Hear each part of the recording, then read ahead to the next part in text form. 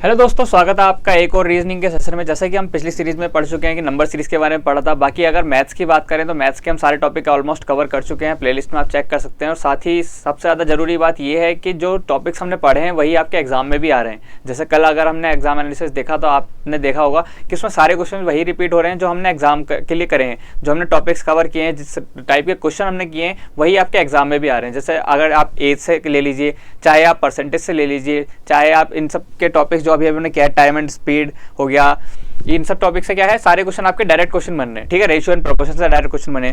इसी सीरीज में अगर हम बात करें कि मैथ्स का तो अगर हो चुका है, तो अब हमारे पास क्या है, रीजनिंग की क्लासेस चालू हो रही है।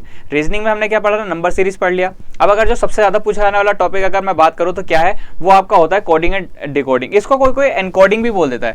ठीक है, तो इससे कंफ्यूज नहीं होना है। एनकोडिंग कोडिंग सब एक ही चीज होती है।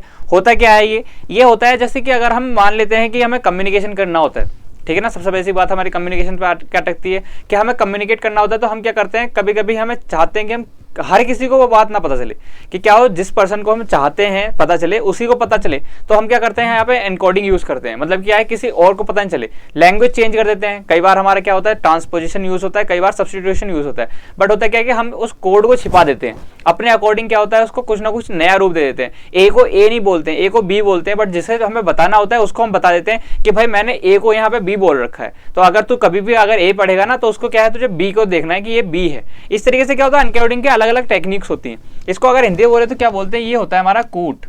ठीक है ना, अगर कूट वर्ड कहीं अगर आपको दिखता है तो वो क्या मतलब होता है, उसका कोडिंग एंड डिकोडिंग ही होता है। ठीक है, अगर हम इसके टाइप्स पे बात करें तो टाइप्स में किस किस टाइप के क्वेश्चन बनते हैं। देखो, सबसे पहले तो हमारी बनती है यहाँ पे अल्फाबेट सीरीज।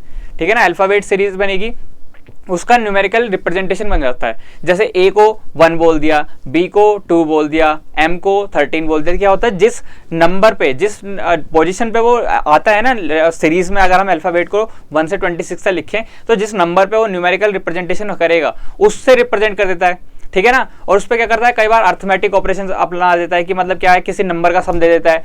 3 अगर आपको दे रखी होंगी टर्म्स, तो क्या होगा, तीनों के सम करके दे रखा होगा कि जितने भी उसके न्यूमेरिकल रिप्रेजेंटेशन है सबका सम करके जो है हमारा आंसर बन रहा होगा। इस टाइप का बन सकता है।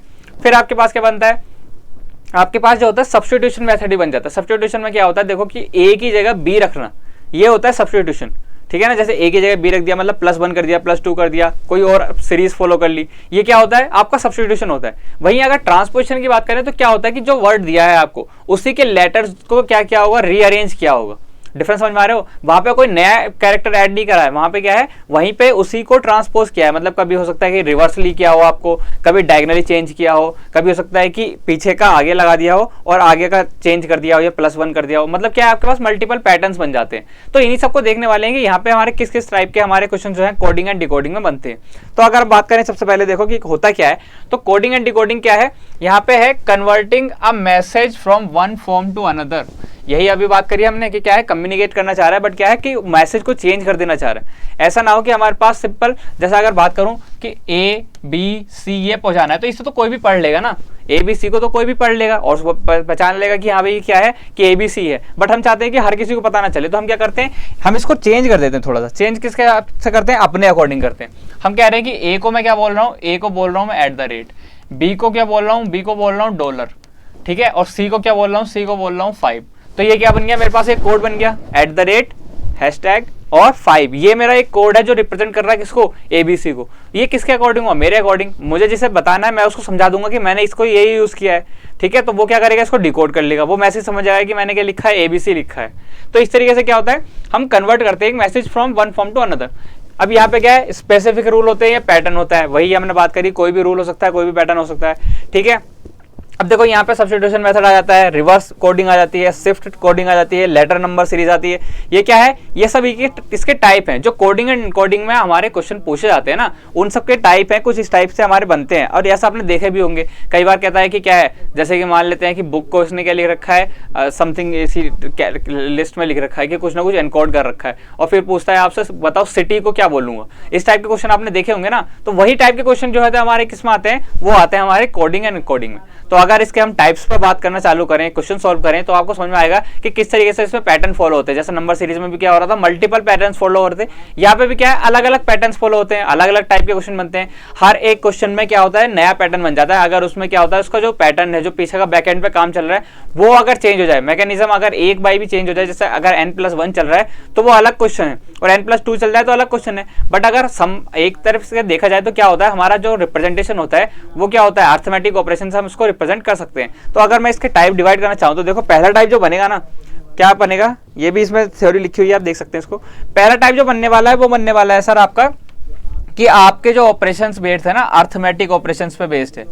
मतलब कि क्या है, जब हमारे कैरेक्टर्स दिए होंगे उनको हम रिप्रेजेंट कर लें किसमें, न्यूमेरिकल वैल्यूज में। अब न्यूमेरिकल वैल्यूज क्या होती है, तो न्यूमेरिकल वैल्यूज क्या होती है, जैसे अगर मैं मान लूँ a को मैं बोल दूं 1, तो ये क्या हो गया, a को 1 बोल दिया तो क्या हो गया, ये एक रिप्रेजेंटेशन हो गई न्यूमेरिकल। अब इसको सारे अर्थमेटिक ऑपरेशन हम लगा सकते हैं। अगर मैं c को क्या बोल दूं, c को बोल दूं 3, ठीक है ना, c को बोल दिया 3, तो ये क्या है, एक नया कैरेक्टर, मतलब नया इसमें नंबर दे दिया। अब इसमें क्या है, हम ऑपरेशन कर सकते हैं। अब मैं अगर कहना चाहूँ कि a इंटू सी क्या होगा, a इंटू सी क्या होगा, तो बताओ a इंटू सी हो जाएगा 1 इंटू 3, तो क्या मैं इसको 3 लिख सकता हूँ, तो क्या मैं इसको 3 लिख सकता हूँ। तो यही जो लिख दिया मैंने 3, ये क्या है, यही इसकी न्यूमेरिकल रिप्रेजेंटेशन होने के बाद इसके पास अर्थमेटिक ऑपरेशन जो लगा रहे हैं वो है। तो देखो अगर इसको रिप्रेजेंट करूँ तो रिप्रेजेंट देखो इस तरीके से हमारी अल्फाबेट सीरीज हमारी जो होती है क्या होता है कि रिप्रेजेंट होती है। देखो जनरली क्या होता है कि हम बात करें तो देखो यहाँ पे आप देख सकते हो क्या है कि ए से लेके जेड तक की हमारी रिप्रेजेंटेशन होती है।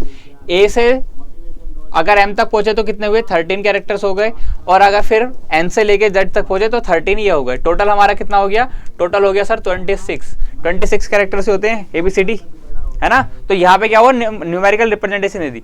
बट कभी भी हम लिखते इस वे में नहीं है, हमेशा कभी भी इस वे में नहीं लिखेंगे हम, ठीक है ना। हम लिखेंगे किस वे में, हम जो लिखेंगे ना जिस वे में, मतलब एग्जाम में हम सॉल्व करेंगे या हम लिखेंगे अपने अकॉर्डिंग, तो वो क्या लिखते हैं, हम इस पैटर्न में लिखते हैं कि पहले तो हम नीचे जाते हैं, ए से लेके m तक हम नीचे जाएंगे, ये हो जाएंगे आपके 13, और फिर क्या होगा, हम इसको ऊपर नीचे से ऊपर लेके जाएंगे। मतलब कि क्या होगा, अब यहां से n से z चलेंगे तो कुछ इस तरीके का आपका पैटर्न फॉलो होगा। ये भी कितने हैं, ये भी 13 है। अब देखो इससे फायदा क्या होता है, इसको फायदा इसलिए कह रहा हूं मैं क्योंकि ये क्या है, आपके एक तरीके से अपोजिट पेयर भी बन जाते हैं। यहाँ पे आपको देख सकते हो अपोजिट पेयर या रिवर्स ऑर्डर पूछा जाता है कि रिवर्स ऑर्डर भी अगर आपको पूछना होगा तो आप सीधा बोल सकते हो। रिवर्स ऑर्डर में क्या होता है, z बन जाता है 1, y बन जाता है 2, x बन जाता है क्या 3, ये होता है हमारा रिवर्स ऑर्डर। और a क्या बनेगा, a बन जाएगा सर आपका 26, ठीक है। तो इस तरीके से हमारा चेंज हो जाता है। और अगर मैं पेयर वाइज करूं कि अगर कहना चाहे कि अपोजिट पेयर, कई बार क्या था डायरेक्ट क्वेश्चन पूछा जाता है अपोजिट पेयर की क्या, मतलब एक सीक्वेंस दिया होगा और उसमें पूछा जाता है कि इसका अपोजिट पेयर क्या है। तो देखो ये आप देख सकते हो अपोजिट पेयर का मतलब क्या है कि जो हमारे यहाँ पे एक साथ आ रहे हैं ना, ये दोनों हमारे अपोजिट पेयर हैं। ए का अपोजिट क्या होता है, ए का अपोजिट होता है सर जेड, डी का क्या होगा डब्ल्यू, सर एच का क्या होगा, एच का होगा एस, समझ पा रहे हो आप। के का क्या होगा, के का होगा सर पी। ये क्या है, ये अपोजिट पेयर है। अगर अपोजिट पेयर हम बनाएंगे तो कभी इस तरीके से बनेगा। वहीं पे अगर मैं बात करूं कि क्या क्या होता है हमारा, कि जब हमारे पास हम न्यूमेरिकल रिप्रेजेंटेशन दे चुके हैं तो इसके बाद क्या है हमारे पास, अब ऑपरेशन करने या डिफरेंस निकालना कितना इजी बन जाएगा। देखो यहाँ पे इसको क्या करना है, इसको जैसे ही आप एग्जाम शुरू होगा, एग्जाम शुरू होने के टाइम पे आप इसको लिख सकते हैं। देखो इससे क्वेश्चन कितना आएंगे, ज्यादा मैक्सिमम 2। बट क्या है कि आपको अगर 30 सेकंड इसको लिखने में लग रहे हैं ना, तो उसके बाद क्या होगा, आपकी कैलकुलेशन ईजी हो जाएगी। आपको बार बार क्या है ना, रिडायरेक्ट नहीं होना पड़ेगा कि कभी आप यहाँ से जंप कर रहे हैं, कभी किसी को +3 कर रहे हैं, कभी आप भूल गए कि m को क्या बोलते हैं, कभी आप भूल गए कि z को क्या बोलते हैं, फिर आप क्या करते हो, काउंट करते रहते हो बार बार 1 से लेके 26 तक। तो हर कैरेक्टर के लिए अगर 1 से 26 तक काउंट करोगे ना तो आपका टाइम ज्यादा लगेगा, रेदर देन कि वही जैसा मैं कह रहा हूं कि अगर इसको आप शुरू में लिख लेते हैं तो लिखने के बाद क्या होगा, आप इसको आराम से सॉल्व कर सकते हैं। सीधा देखेंगे यहाँ पे और सीधा क्वेश्चन कर सकते हैं, सीधा देखेंगे सीधा क्वेश्चन कर सकते हैं। जैसे अगर मैं बात करूं यहाँ पे डिफरेंस की जो कह रहा हूं, तो देखो अगर आपको निकालना हो आर और वी में कितना डिफरेंस है, आर और वी में कितना डिफरेंस है सर, यहां से हम देख सकते हैं कि 4 का डिफरेंस है।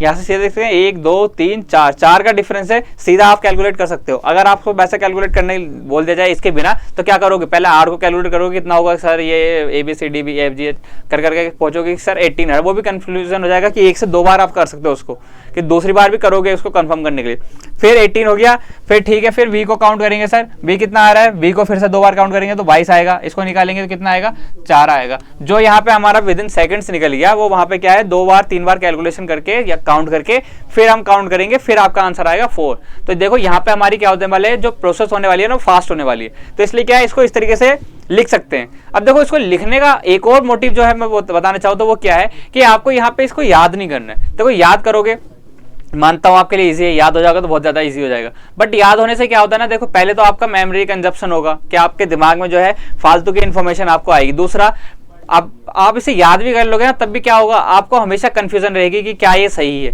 क्या ये सही है। हमेशा इसमें क्या होता है, डाउट फंसे रहता है, डाउट फंसे रहता है। एक ही चीज हमें याद रहती है यहाँ पे, अगर एक की बताऊं तो यहाँ पे ई जो टी, ये एक आपका क्या है, कीवर्ड है, ये आपका कीवर्ड है। किस लिए कि सर यहाँ पे जो भी हमारे कैरेक्टर्स आते हैं ना, वो क्या आते हैं, वो हमारे 5 के मल्टीपल्स पे आते हैं। 5 के मल्टीपल्स पे मतलब जैसे कि ये आपका 5 होगा, ये 10 होगा, ये 15 होगा, ये कितना होगा 20 होगा और ये 25 होगा। ये चीज आप याद रख सकते हैं, ये आपके क्विक कैलकुलेशन के लिए काम आ सकते हैं। बट अगर पूरा आप याद करने जा रहे हैं, पूरा अगर आप याद करने जा रहे हैं ना, तो एक तरीके से मैं कहूँगा थोड़ा सा आप मतलब यहाँ पे बेवकूफ़ी करेंगे कि आपको क्या है कि आपको टाइम ज़्यादा लगेगा इसमें, और खासकर अभी के टाइम पे तो इसको बिल्कुल ना करें, याद करने की बिल्कुल कोशिश ना करें। अभी क्या करना है, हमें क्वेश्चन सॉल्व करने हैं। क्वेश्चन सॉल्व करने में इसको सिर्फ आपको एक बार लिख देना है। आप कहीं भी, आपको रफ शीट मिलती है, आप कहीं भी कोने में इसको लिख सकते हैं। बाद में क्या है, इसको रेफरेंस लेके आप सारे क्वेश्चन सॉल्व कर सकते हैं जितने भी आपके कोडिंग और डिकोडिंग क्वेश्चन आते हैं। और कोडिंग और डिकोडिंग क्वेश्चन हर एक कॉम्पिटिटिव एग्जाम में आते हैं जहां पे भी आपका मैथ्स और रीजनिंग का पार्ट दे रखा है, चाहे वो केवीएस का हो, चाहे केवीएस में टीजीटी, पीजीटी, पीआरटी, प्रिंसिपल किसी का भी हो, चाहे एनवीएस का हो, चाहे यहाँ पे आपका किसका हो, यूजीसी नेट का हो, चाहे आपका कोई सा भी कॉम्पिटिटिव एग्जाम है, रेलवे, एसएससी, हर किसी में क्या है, ये आपका हमेशा आएगा, कोडिंग डिकोडिंग क्वेश्चन हमेशा आएंगे। तो देखो देखते हैं कि क्या करने वाले हैं हम क्वेश्चन में। तो देखो जैसे आप देख सकते हैं कि यहाँ पे पहला क्वेश्चन अगर बात करें कि यहाँ पे दे रखा है ए की वैल्यू दे रखी है 1, लेट की वैल्यू दे रखी है 38 और यहाँ पे रीवर्ट की वैल्यू निकालनी है। ठीक हो गया, ठीक हो गया भाई। यहाँ पे अगर मैं बात करूं कि क्या पैटर्न फॉलो हो रहा है, तो हमने कही थी ना अर्थमेटिक ऑपरेशन फॉलो होंगे। अर्थमेटिक ऑपरेशन होने का मतलब क्या है कि इनकी न्यूमेरिकल वैल्यूज दे रखी है। तो क्या देखो, ए दे रखा है, लेट की वैल्यू दे रखी है और हमें निकालना है किसकी, ये वैल्यू निकालनी है। ठीक है, आ गया होगा तुम्हें अब तक तो सॉल्व करना है किस तरीके से करते हैं। ठीक है, ये यू है। तो अगर हम रिप्रेजेंट करें इसको, अगर हम न्यूमेरिकल वैल्यू जो हम यूज कर रहे थे ना, अगर उसमें रिप्रेजेंट करें तो देखो क्या है, ए क्या है, ए यहाँ पे क्या है सर 1 है, ए 1 है तो ए को हम 1 लिख सकते हैं। ठीक है, अगर एल है, एल क्या है, एल देखो सर सीधा 12 आ गया, एल 12 आ गया तो कितना हो गया सर, ये 12 हो गया। ए 1 था, टी कैसा है, ऐसा अगर ऐसे टी निकालोगे कितना आ जाएगा, T20 आ जाएगा, T20 खेल सकते हैं। ई क्या है 5 है, तो क्या है अब ये आ रहा है सर हमारा 38, क्वेश्चन में दे रखा है 38, तो क्या इसका सम करके 38 आ रहा है। देखो एक सीरीज ही तो फॉलो कर रहे हैं, कितना आ रहा है, करो इसका सम, कितना हो गया सर, ये हो गया आपका 20, 30 और ये हो गया आपका 38। बिल्कुल सर 38 ही आ रहा है, 38 आ गया भाई। मतलब क्या है, ये सही फॉलो हो रहा है, पर आप पे पैटर्न ढूंढना है। यहाँ पे आपका इंपॉर्टेंट क्या हो जाता है, यहाँ पे आपका हो जाता है पैटर्न। अगर आप पैटर्न फाइंड कर पा रहे हैं तो आपका क्या है, आंसर आ जाएगा। जैसा आपने देखा यहाँ पे पैटर्न क्या फॉलो हो रहा है सर, यहाँ पे एडिशन का फॉलो हो रहा है। मतलब कि अगर इसको हम नंबर सिस्टम में कन्वर्ट कर दें ABCD को, और फिर उसके बाद क्या करें, जो डिजिट्स लिखी हैं उनकी जगह नंबर लिख के सम करें, तो हमारे पास जो है हमारा कोड दे रखा है ना, वो ब्रेक हो जा रहा है। मतलब कि हम कोड को फॉलो कर पा रहे हैं। तो एक्चुअल में क्या करना है, इसको इसकी डिजिट्स का सम करना है। तो देखो आर क्या है, आर अगर आप देखें तो क्या है भाई, आर 18 है, आर 18 है, तो यहाँ पे क्या लिख दूं, 18 लिख दूं, प्लस ई सर हमें पता है 5 होता है, बी 2 होता है, यू कितना है, यू देख सकते हो आप कितना था अभी, यू कहाँ पर है 21, सर 21 हो गया, यू हो गया 21, टी कितना है अभी अभी देखा सर 20 था, दोबारा चेक कर सकते हो आप कितना हो गया भाई, ये बोलो। अगर आप इसको सम करें कितना हो गया ये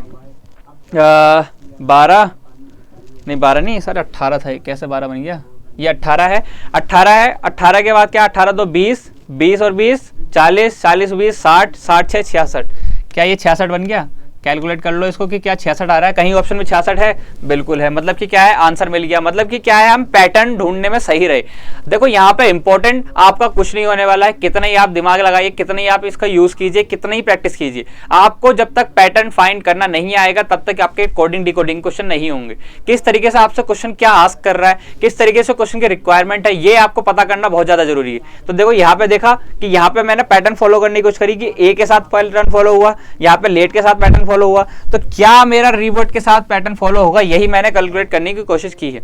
इस तरीके से अगर आप भी करेंगे तो आपके सारे क्वेश्चन सॉल्व हो जाएंगे। जैसे पहला टाइप का क्वेश्चन था, इसी में एक और दूसरा क्वेश्चन मैं आपको करवाता हूँ कि क्या होने वाला है। तो देखो ये है, इस बार हमें दे रखा है, ये दे रखा है एट इक्वल्स टू दे रखा है 20, अगर ये वैल्यू दे रखी है, इसमें क्या पैटर्न फॉलो हो रहा है ये हम देखेंगे।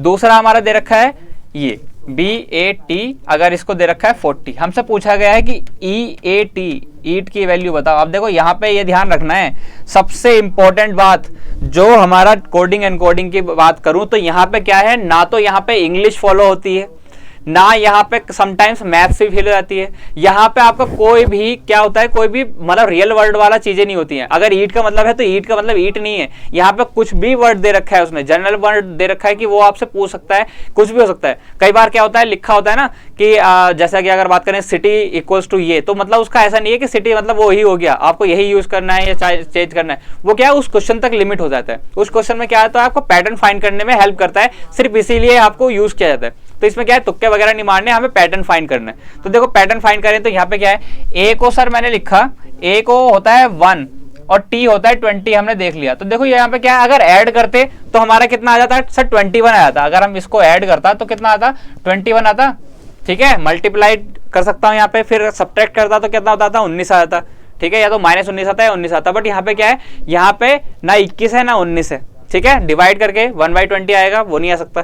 तो मतलब क्या है कि यहाँ पे सर आपका कुछ इस तरीके का फॉलो किया गया होगा, मतलब कि एक इन दोनों की मल्टीप्लाई करी गई होगी, है ना, इन दोनों की मल्टीप्लाई करी गई है। सेम अगर मैं देखूं इसका कि बी को बोलते हैं सर 2, ए को 1 और टी को 20, तो क्या ये इस तरीके से फॉलो कर रहा है, 2 × 1 × 20, मतलब कि इसकी डिजिट्स के मल्टीप्लीकेशन कर रहे हैं। यहाँ पे कितना हो गया, 40 हो गया, यहाँ पे 40 हो गया भाई।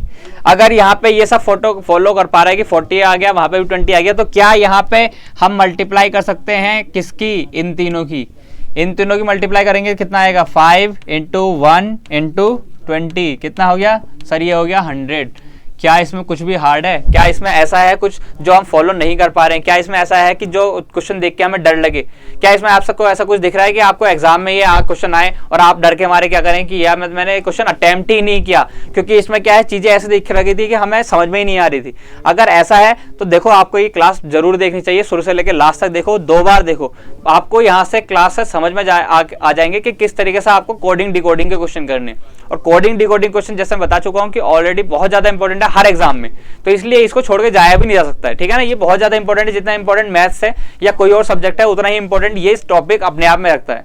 ठीक है ना, ठीक है। अगर आगे बढ़े तो देखो आप दूसरा क्वेश्चन जो दूसरे टाइप का आता है सबसे मेजर, तो वो क्या होता है, यहाँ पे फॉलो अ सीक्वेंस होता है, मतलब कोई सीक्वेंस फॉलो होगा। सीक्वेंस में देखो यहाँ पे क्या आता है, यहाँ पे अल्फाबेटिकली आपके सारे जो पैटर्न पॉसिबल होते हैं ना वो सारे आते हैं। मतलब हो सकता है जैसे मैंने बात करी ट्रांसपोजिशन की, मतलब क्या है, उसके ही लेटर रीअरेंज करके कुछ नया वर्ड बनाया गया हो, कोई कोड बनाया गया हो। ठीक है ना, हो सकता है कोई नया पैटर्न बनाया हो, कोई नया सब्स्टिट्यूशन यूज किया हो। ए की जगह मैं हर जगह क्या करूंगा, सी बनाऊंगा, बी की जगह क्या रखूंगा, डी रखूंगा, मतलब कि क्या एक सब्स्टिट्यूट यूज कर रहे हैं। ठीक है ना, तो इसी तरीके से क्या है, यहाँ पे क्या क्या सीरीज बन सकती है अगर वो देखने की कोशिश करें तो देखो ये सीरीज है। सबसे पहले क्या है, स्पेसिंग, डिफरेंस बिटवीन अल्फाबेट, यहाँ पे सीरीज बन सकती है कैसे कि +2 +2 +2 चल रहा हो, या फिर -2 -2 -2 चल रहा हो, या +2 -2 अल्टरनेटिव वाला जैसा हमने नंबर सीरीज में देखा वैसा चल रहा हो। सेम आपका नंबर सीरीज वाला पैटर्न फॉलो होता है अल्फाबेट्स में, क्योंकि अल्फाबेट्स को क्या बोल देते हैं हम, अल्फाबेट्स को हम रिप्रेजेंट करते हैं किससे, न्यूमेरिकल वैल्यू से। जो हमने सीरीज पढ़ी थी, जो हमने टेबल पढ़ी थी, उसी के अकॉर्डिंग क्या होता है, यहाँ पे वैल्यूज बन रही होती। ठीक हो गया। फिर आता है आपका अपोजिट इन अल्फाबेट पेयर, जैसा मैंने बताया कि वो जो टेबल थी आपकी, उस टेबल में क्या था, उस टेबल में आपके अपोजिट पेयर निकल रहे थे ना, कि ए का जेड आ रहा है, एम का एन आ रहा है। ठीक है, इस तरीके से आपके सारे पेयर जो बन रहे थे अपोजिट वाले, वो यूज हो सकते हैं यहाँ पे सीक्वेंस बनाने में। ठीक हो गया। अगला क्या, अरेंजमेंट। अरेंजमेंट में आपका क्या आता है, रिवर्स आ सकता है, कि जैसे अगर आपका बुक है तो बुक में क्या होगा, अगर मैं इसको रिप्रेजेंट करूं, देखो जैसे बुक है तो इसमें अगर रीअरेंज करूं तो इस तरीके से हो सकता है कि के को फर्स्ट ले आया और बी को लास्ट में ले गया, तो क्या हो गया, KOOP, नया रूल बन गया। अब क्या है, ये आपका चेंज हो गया। ठीक है, तो इस तरीके से आपका पैटर्न बन सकता है। और क्या क्या पैटर्न बन सकता है आपका के साथ, देखो यहाँ पे आपका बन सकता है डायगनली। डायगनली मतलब क्या है, हो सकता है आपका इसी को अगर मैं रिप्रेजेंट करूं, कितने में, अगर इसको डिवाइड कर दूं मैं हाफ में और फिर इसको चेंज करूं, तो देखो किस तरीके से बन रहा है। डायगनली मतलब क्या है कि ये इधर आ जाए और ये इधर आ जाए, मतलब क्या है, OB। सेम यहाँ पे कर सकते हैं, ओ, देखो नया कोड बन गया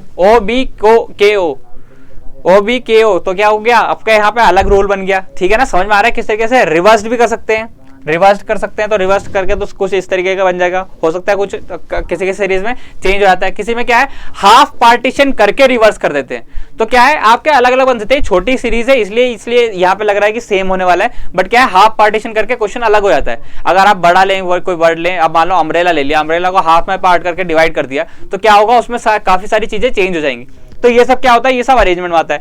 मल्टीप्लिकेशन का आप एग्जांपल एक देख ही चुके हैं, किस तरीके से मल्टीप्लिकेशन वाली सीरीज हमारी फॉलो करती है। यहाँ पे क्या है ऑलरेडी सारे हमारे अर्थमेटिक ऑपरेशंस आ जाएंगे। तो अगर मैं बात करूं कि क्या इसमें किस टाइप का क्वेश्चन आता है, तो देखो ये आपका क्वेश्चन है, ये क्वेश्चन है, इस टाइप के क्वेश्चन आपको देखने को मिलेंगे। ये इनकी लैंग्वेज रहती है कि इन अ सर्टेन लैंग्वेज। अब यहाँ पे आपको ये लैंग्वेज नहीं जाननी है कि लैंग्वेज क्या करती है क्या नहीं करती है, आपको कुछ नहीं जानना। आपको क्या ये फोकस करना है कि यहाँ पे जो एग्जाम्पल दे रखे हैं ना, एग्जाम्पल किस तरीके से पैटर्न फॉलो कर रहे हैं, आपको सिर्फ इतना जानना है। तो देखो यहाँ पे क्या दे रखा है, यहाँ पे दे रखा है सर नोएडा है दे रखा है। जब भी आप लिखोगे इनको किस तरीके से लिखोगे, अप डाउन लिखना, मतलब कि पहले लिख दोगे आपका एक्चुअल वर्ड और उसके नीचे लिख दोगे उसका कोड जो भी यूज किया जा रहा है। Noida is coded as OPJBB, क्या OPJEB,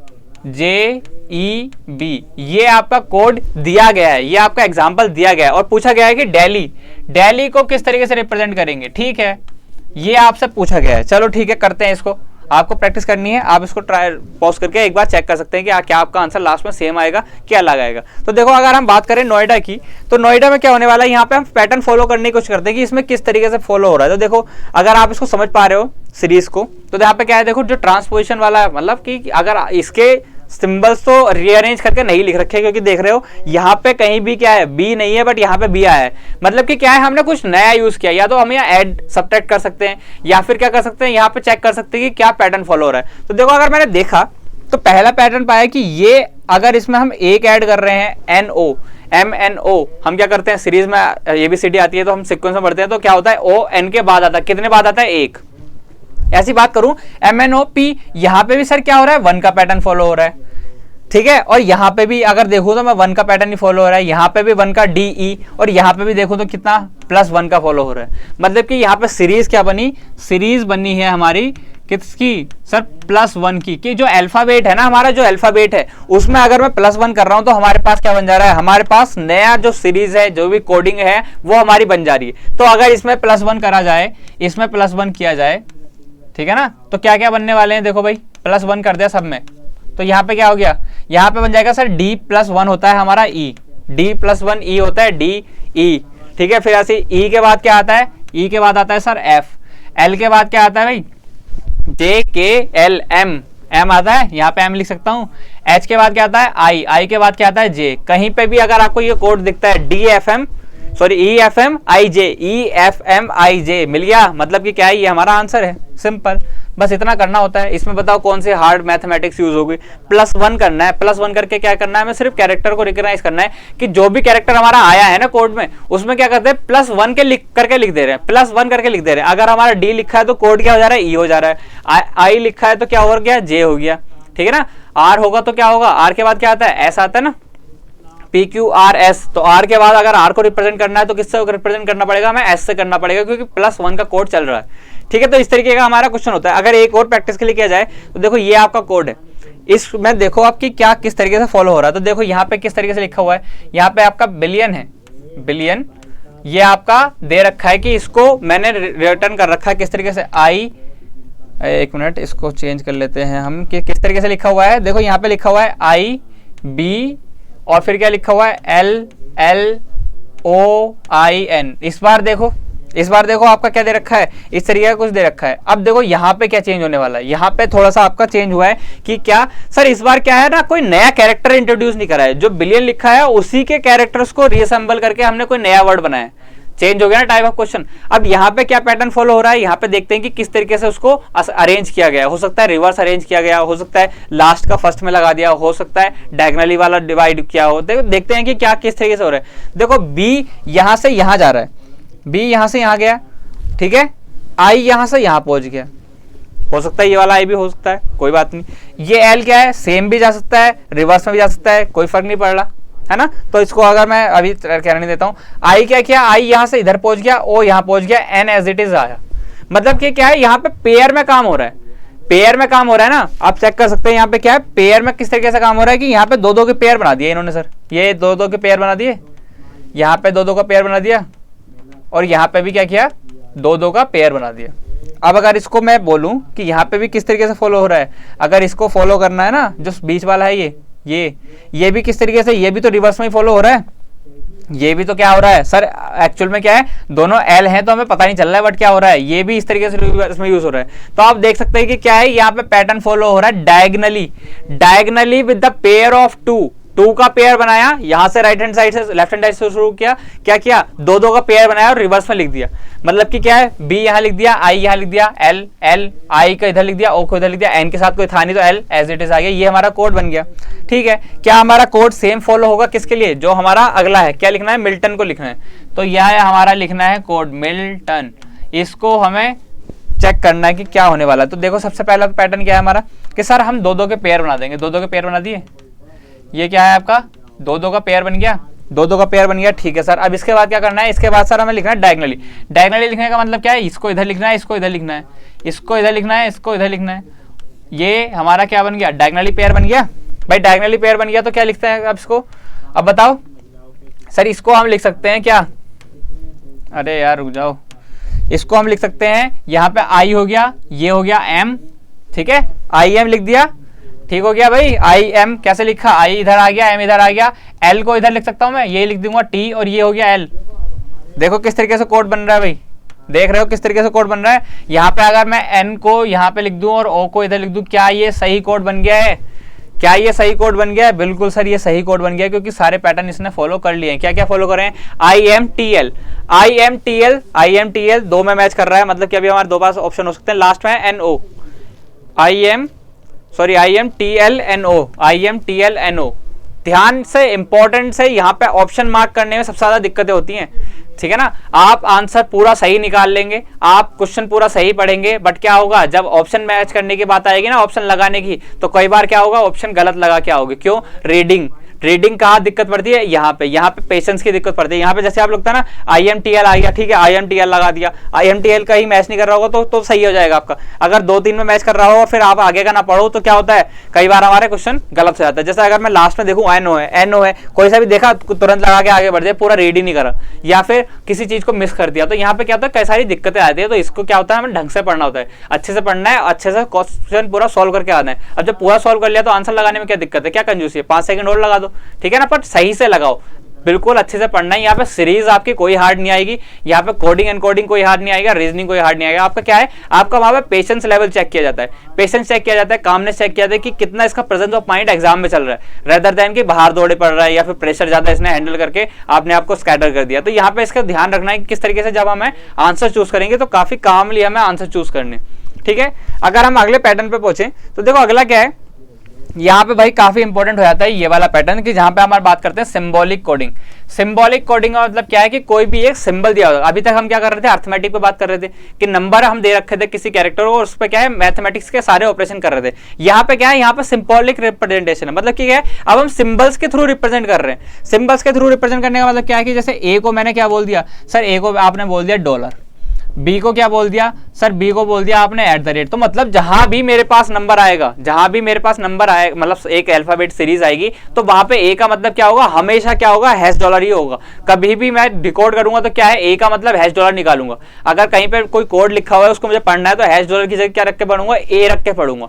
जहां भी @ आएगा उसकी जगह क्या रख के पढ़ूंगा, बी रख के पढ़ूंगा। तो इस तरीके से क्या होता है, आपकी जो है डिकोडिंग कोडिंग की जाती है, फिर कोडिंग के बाद आप डिकोडिंग कर सकते हैं। इसके अगर क्वेश्चन टाइप देखने की बात करें तो किस तरीके का होता है, तो देखो ये होता है हमारा क्वेश्चन की, इस तरीके के आपके पैटर्न दिए होंगे, ठीक है ना। यहाँ पे ठीक है, देखो जैसे लिखा हुआ है, गोन को लिखा हुआ है 5% टू $। मुझे लग रहा है एक ज्यादा चीजें हो गई हैं यहाँ पे, कोई एक चीज कम करनी पड़ेगी शायद।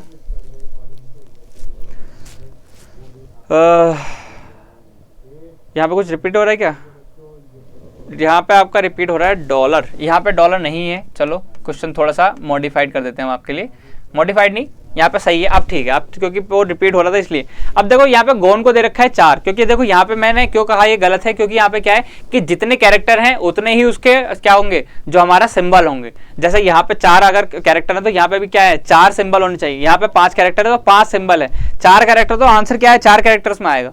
ठीक है ना। कैरेक्टर पर कितने होते हैं, कैरेक्टर इक्वल्स टू सिंबल्स, ये आपका यहाँ पे इंपॉर्टेंट होता है, सिंबल्स। ठीक है ना, कैरेक्टर इक्वल्स टू सिंबल्स होते हैं, जितने कैरेक्टर होंगे उतने सिंबल होंगे। ठीक है, क्या यहाँ पे फॉलो कर पा रहे हैं कि किस तरीके से हम निकलेंगे, मतलब क्या है यहाँ पे सिंपल क्या है, पोजीशन का खेल है, यहाँ पे तो कुछ है भी नहीं। जैसे जी किसको रिप्रेजेंट कर रहा है, 5 को रिप्रेजेंट कर रहा है। ठीक हो गया, जी अगर 5 को रिप्रेजेंट कर रहा है तो फिर इसके बाद क्या है, अगला क्या है भाई, ओ किसको रिप्रेजेंट कर रहा है, ओ कर रहा है सर M% को। एन किसको कर रहा है, एन कर रहा है 2 को, N2 को कर रहा है भाई।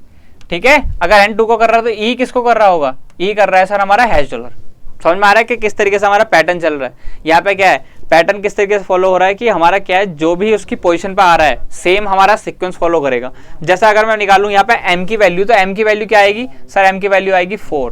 ठीक है, l की वैल्यू निकालना चाहूँ तो कितनी आ जाएगी, @ समझ में आ रहे हो किस तरीके से निकल रहा है। तो हमें क्या निकालना है, हमें सिर्फ गोल्ड की वैल्यू निकालनी है, तो हमें सबकी वैल्यू चेक करके लिखने की जरूरत नहीं है, हम सिंपल लिखेंगे यहाँ पे गोल्ड, और इसको देखेंगे कि किस तरीके से हमारा है, ये आंसर हमें देके जाएगा। देखो जी की वैल्यू क्या है, जी की वैल्यू सर पहला ही था, पहला जी की वैल्यू थी 5, मतलब जी की वैल्यू 5 है, एक निकल गया। क्या 5 ऑप्शन में है, अरे सब में ऑप्शन में 5 ही दे रखा है, मतलब क्या है हमें थोड़ा सा और सॉल्व करना पड़ेगा। ओ की वैल्यू क्या है, ओ की वैल्यू है सर M%, यहाँ पे लिख सकता हूँ मैं इसको, M% लिख दिया। एल की वैल्यू क्या है सर, एल की वैल्यू यहाँ पे लास्ट है, मतलब कि यहाँ पे @ है, @ क्या है, एल की वैल्यू है। डी की वैल्यू क्या है, डी सर थर्ड है, थर्ड यहाँ पे क्या है 3, तो क्या है ये हो गया आपका 3। सीरीज क्या बन गई, ये आपकी सीरीज आंसर बन गई, मतलब कि 5% @3, 5% @3 आंसर मिल गया। इस तरीके से क्या करना होता है, इनको सॉल्व करना होता है कि आपको क्या देखना है, कैरेक्टर की पोजीशन देखनी है कि किस कैरेक्टर पे हमारा कौन सा पोजीशन है। जैसे यहाँ पे देखा जी की वैल्यू क्या थी 5 थी, तो हमने क्या किया, इसको ब्रेक कर लिया, जो हमारे सिंबल्स थे हमने वो फाइंड कर लिए, और फिर क्या किया, इनको यूज कर लिया कि नया वर्ड बनाने में। जैसे क्या होता है, अगर इसकी हिस्ट्री देखो तो क्या होता है, पहले भी जब लैंग्वेजेस होती है तो यही तो होते थे कि कैरेक्टर सिंबल्स बनाए जाते थे। जैसे ग्रीक लैंग्वेज हो गई, मेसोपोटामियन लैंग्वेज हो गई, इनमें क्या होता है, जो आप पढ़ते हैं कि इसमें क्या होता है, लिपीज देखते हैं। लिपि क्या होती है, वो यही तो होती है कि आप मैच करते हैं कि किस कैरेक्टर को क्या रिप्रेजेंट किया था उन्होंने अपनी लैंग्वेज में, और फिर क्या करते हैं, जो जो लिखा होता है उसको मैच करके ट्रांसलेट करने की कोशिश करते हैं। तो ये क्या है, ये सिंपल ट्रांसलेशन के टूल्स ही तो हैं। कोडिंग एंड कोडिंग किसके लिए यूज होती है, ट्रांसलेशन के लिए तो यूज होती है। हम क्या कर रहे थे, एनकोड कर रहे थे शुरू में कि कम्युनिकेशन को हम कोड करने की कोशिश कर रहे थे, ताकि हम इसको बाद में फ्यूचर में डिकोड करके हम अपना मैसेज रिट्रीव कर सके। मेन जो हमारा कोर मैसेज हमने भेजा हुआ होगा वही हमें रिट्रीव करना है। तो ये किसके लिए यूज होता है, ये आपका देखो कम्युनिकेशन में भी यूज होता है। कम्युनिकेशन में आपका कोडिंग एंड कोडिंग पूछा जाता है कि क्या स्टेप्स होते हैं, किसके बाद मैसेज जनरेशन के बाद क्या आता है, तो ये क्या होता है, ये उसमें भी आता है। तो ठीक है, अगर हम आगे बढ़े अगले टाइप पे, तो देखो अगला टाइप क्या होता है, सबसे ज्यादा पूछे जाने वाला आज के टाइम पे, जो एग्जाम्स में बहुत ज्यादा फोकस दिया जा रहा है ना, वो दिया जाता है आपका आर्टिफिशियल इंटेलिजेंस, या आर्टिफिशियल इंटेलिजेंस नहीं, आर्टिफिशियल लैंग्वेज कोडिंग को। मतलब क्या है, कुछ अपने हिसाब से कुछ भी कोड कर देते हैं, कुछ भी, मतलब रैंडम जनरेशन कोड होता है कि कुछ भी लिख देगा, मतलब आपका कोई सेंस नहीं बनेगा उस बात का। बट क्या है, आपको उससे आंसर निकालना हो, क्या मैच करना होगा, कॉपी करना होगा, मतलब देखना होगा कि कौन सा मैच करना है, कौन सा कॉमन आ रहा है। तो अपने हिसाब से क्या होगा, अपनी इंटेलेक्चुअल लगा के वहां पे हमारा आंसर निकालना होगा। किस तरीके का होगा, तो उससे ज्यादा करते हैं हम कि क्वेश्चन देख लेते हैं, क्वेश्चन से हमको समझ में आएगा कि किस तरीके के आपको पैटर्न मिलते हैं। तो देखो अगर क्वेश्चन की बात करूं तो जैसे ये आपका क्वेश्चन है, क्वेश्चन दिख रहा है, क्वेश्चन क्या लिखा हुआ है, क्वेश्चन अगर मैं लिखूं यहाँ पे तो क्या है, ही इज ग्रेट, ये आपको लिख रखा है ही इज ग्रेट, और इसका लैंग्वेज कोड दे रखा है का दे रखा है, पा और रा, ये आपका कोड दे रखा है, आ रहा है ना स्क्रीन पे, ये आपका कोड दे रखा है। ठीक हो गया। अब पूछा है कि इज पवन को तो आप जानते ही हैं, आपको पूरी मैथ्स पढ़ा के आया है। अब यहाँ पे क्या है, रीजनिंग के बारे में पढ़ाना है आपको। हंगरी है भाई वो, तो इसको क्या लिखा हुआ है इन्होंने, इसको लिखा हुआ है सर इन्होंने क्या लिखा हुआ है, ना और सा और का। ये आपका देखो कोई सेंस नहीं बनना है इस लैंग्वेज का, बट क्या है, ये आपके कोडिंग की तरह यूज हो रही है कि आपका कोड दिया गया है आपको, आप कोड दिया हुआ है तो भाई हमें क्या निकालना है, हमें निकालना है आंसर। आंसर कैसे निकालना है कि यहाँ पे हमें यूज करना होता है कॉमन वर्ड। कॉमन हम देखते हैं कि दो सेंटेंस या दो प्रीमाइसेस में क्या होता है, कॉमन निकालना होता है। कॉमन निकालते निकालते हम क्या करते हैं, हम पैटर्न फॉलो करते हुए किसी पर्टिकुलर का रिप्रेजेंटेटिव निकालते हैं कि किसको क्या रिप्रेजेंट कर रहा है। जैसे यहाँ पे देखा जाए तो यहाँ पे कॉमन क्या है, पहले तो यही देख लो। यहाँ तो सबसे सिंपल क्वेश्चन है कि सर यहाँ पे कॉमन क्या है, हमारा इज है, मतलब कि इसके कोड में भी कुछ ना कुछ कॉमन आया होगा जो इज को रिप्रेजेंट कर रहा होगा। तो देखो यहाँ पे कॉमन क्या है, क्या का नीचे आ रहा है, बिल्कुल सर का पहला ही आ गया। ये क्या है, का हमारा क्या है, कॉमन है। यहाँ पे देखो पा नहीं है, नीचे रा नहीं है, ऊपर क्या है, सा नहीं है या ना नहीं है, ठीक है ना। तो हमारा रिप्रेजेंटेटिव क्या बन गया, इज का रिप्रेजेंटेटिव क्या बन गया, इज का रिप्रेजेंटेटिव बन गया हमारा का। और देखो क्वेश्चन में लकीली क्या पूछा हुआ है कि इज का ही पूछा हुआ है, कोड फॉर इज पूछा हुआ है कि इज का कोड क्या है इसके अकॉर्डिंग। तो इज का कोड क्या है सर, यहाँ पे आ गया हमारा का, सिंपल। बताओ इसमें क्या था, आर्टिफिशियल लैंग्वेज में कोडिंग में क्या निकला, कुछ नहीं, हमने सिर्फ कॉमन निकाला। कॉमन निकाल के हमारी क्या है, सीरीज बन गई। जैसे आप देख सकते हैं, अगर यहाँ पे इसको रिप्रेजेंट करने की कोशिश करूँ तो यहाँ पे क्या है इसको, कि देखो यहाँ पे अगर देखा ही इज में हम सिर्फ इज को देख रहे हैं, इसको देखा और क्या देखा यहाँ पे कि जो इसका रिप्रेजेंटेटिव है क्या होने वाला है, कॉमन क्या था हमारा, का था, सिंपल। ये हमारा क्वेश्चन बन गया, ठीक है। बस इसको इतना ही करना है कि का को रिप्रेजेंट कर देना है का से और इसको रिप्रेजेंट कर देना है इज से, ठीक हो गया क्वेश्चन खत्म।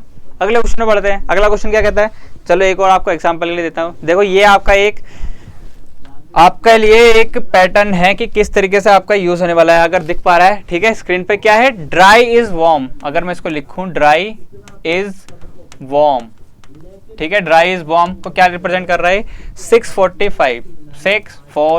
ये एक स्टेटमेंट इसने कोड करके दे रखी है अपने अकॉर्डिंग, कुछ भी हो सकता है, कोई फर्क नहीं पड़ता है कि यहाँ पे क्या लिखा हुआ है। जैसा अगला क्या है, वार्म स्प्रिंग, कुछ रिप्रेजेंट करने के लिए दे रहा है। वार्म स्प्रिंग को किस तरीके से कर रहा है, ये कह रहा है 42 पढ़ो, चाहे इसको 42 पढ़ो, आपकी मर्जी है। बट हमें क्या निकालना है, हमें सिर्फ आंसर निकालना है कॉमन पैटर्न फाइंड करके। जैसे देख सकते हो आपकी क्या है, यहाँ पे आप देख पाओगे ना। चलो अभी पहले पूरा लिख लेते हैं, फिर आप बात करते हैं एक साथ ही। स्प्रिंग इज सनी, ठीक है, सनी को सही से लिखो भाई, सनी क्या है, ये दे रखा है आपका 632, ठीक हो गया। अब इसको सॉल्व करने की कोशिश करते हैं कि क्या हमारा क्वेश्चन सॉल्व हो सकता है। तो यहाँ पे क्या है, दो स्टेटमेंट को एक साथ लेके आप करने की कोशिश करो। देखो जैसा कि क्या है, अगर इन दोनों में देखो पहली और दूसरी, ये आपका नाम दे दिया पहला, दूसरा और तीसरा, ताकि कंफ्यूज ना हो। फर्स्ट टू में देखा, अगर मैंने फर्स्ट टू को अगर मैं एनालाइज किया तो क्या देखा कि यहाँ पे कॉमन क्या आ रहा है। यहाँ पे सर आपका कॉमन जो आ रहा है ना, वो वार्म कॉमन आ रहा है, ठीक है ना। यहाँ पे वार्म कॉमन आया और यहाँ पे क्या कॉमन आया सर, यहाँ पे आया आपका 4, देख पा रहे हो।